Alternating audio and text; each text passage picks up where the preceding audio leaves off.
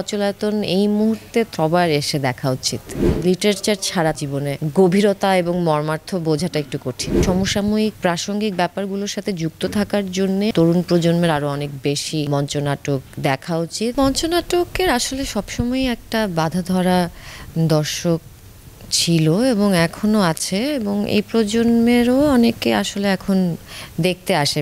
বিশেষ করে এখন যেহেতু ফেসবুকের কল্যাণে আমরা আমাদের নাটকের প্রদর্শনীগুলো বা বিভিন্ন ভিডিও ছবি সেগুলো আমরা ফেসবুক এবং ইউটিউবের মাধ্যমে এখন প্রমোশন করতে পারছি।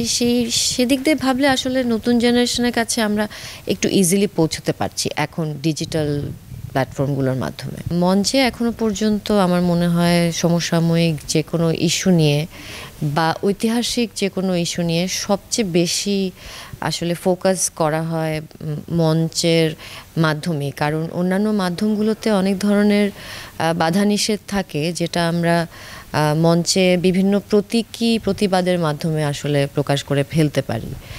250-টিরও বেশি ডিজাইন অপশন নিয়ে ওয়ালটন স্মার্ট ফ্রিজ, বোঝে আপনার প্রয়োজন। সো এই সমসাময়িক প্রাসঙ্গিক ব্যাপারগুলোর সাথে যুক্ত থাকার জন্যে আমার মনে হয় তরুণ প্রজন্মের আরও অনেক বেশি মঞ্চনাটক দেখা উচিত।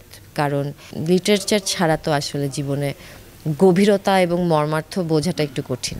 রবীন্দ্রনাথের এই গল্পের প্লটটি অনেক অনেক বেশি প্রাসঙ্গিক, কারণ এখানে একটি বিদ্যাপীঠের কথা বলা হয়েছে, যেখানে ছাত্রছাত্রীদের উপরে অনেক ধরনের নিয়ম কানুন, অনেক নির্যাতন, শোষণ যাকে যেভাবে আমরা বুঝি, সেসব কিছু চাপিয়ে দিয়ে একটা অবরুদ্ধকর অবস্থায় মধ্যে তাদেরকে রাখা হয়, যাদের এক জানলা খুলে বাতাস অনুভব করারও অনুমতি নাই, একটু আলো দেখার, মাঠ প্রান্তর দেখার অনুমতি নাই।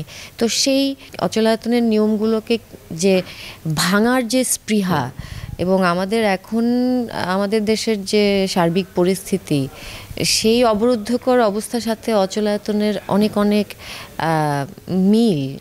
সেই কারণে আমি বলবো অচলায়তন এই মুহূর্তে তো দর্শকের সবার এসে দেখা উচিত। খুবই পজিটিভ। আসলে বেশ কয়েক বছর ধরেই তো 2-3 বছরের ঈদ ধরে আমরা দেখতে পাচ্ছি যে দর্শক আসছে এবং ভালো ভালো প্লটের ছবি হচ্ছে।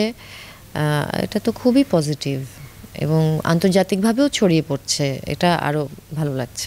এই মুহূর্তে টিভি সিরিজ নিয়ে অ্যাজ ইউজুয়াল যেসব কাজ থাকে সেগুলো সিরিজ নিয়ে ব্যস্ত আছি। ওটিটিরও কিছু কথাবার্তা চলছে, কিন্তু এখনই রিভিল করতে চাচ্ছি না। আর ছবিও আসলে কথাবার্তা হচ্ছে, আমি এখনও কনফার্ম কিছু জানাতে পারবো না।